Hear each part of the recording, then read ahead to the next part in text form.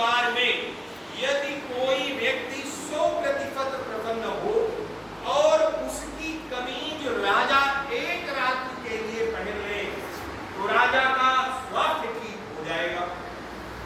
अब मंत्री से पूछा गया कि क्या आप 100% सही है, स्वास्थ्य आपका ठीक है? मंत्री ने कहा नहीं, सेनापति ने कहा नहीं, अन्य सभापति या मंत्रियों ने कहा नहीं, सैनिकों ने कहा नहीं, राज परिवार के सदस्यों ने कहा नहीं।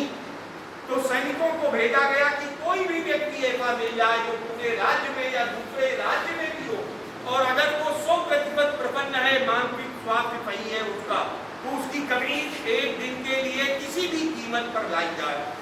गैलेत में हल चला रहा है और गीत गा रहा है। सैनिकों ने कहा लगता है ये प्रसन्न है। तो सैनिकों ने कहा चलो पूछ लेते हैं। उनके पास गए और उन्होंने कहा कि कैसे हैं आप? उसने देखते ही स्वागत किया सैनिकों का, आइए महान भाव, कहाँ से आ रहे हैं, कहाँ को जा रहे हैं? आपका मेरे इस खेत में हार्दिक स्वागत और अभिनंदन है।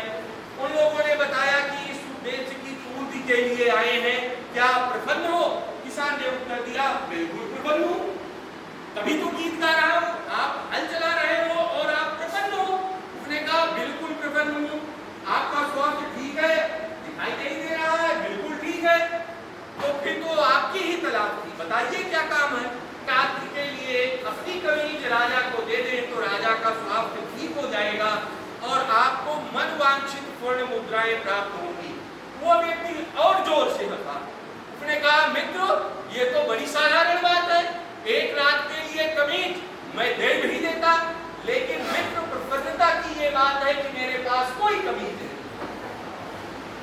बात समझ में आई? मानसिक स्वास्थ्य इन परिस्थितियों में आत्मसंतोष की प्रवृत्ति जब तक व्यक्ति में नहीं आएगी उसका मानसिक स्वास्थ्य कभी अच्छा नहीं हो सकता।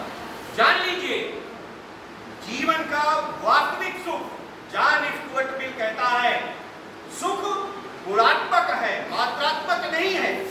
इसलिए वास्तविक सुख किसी व्यक्ति की सहायता करने में है, किसी व्यक्ति का सहयोग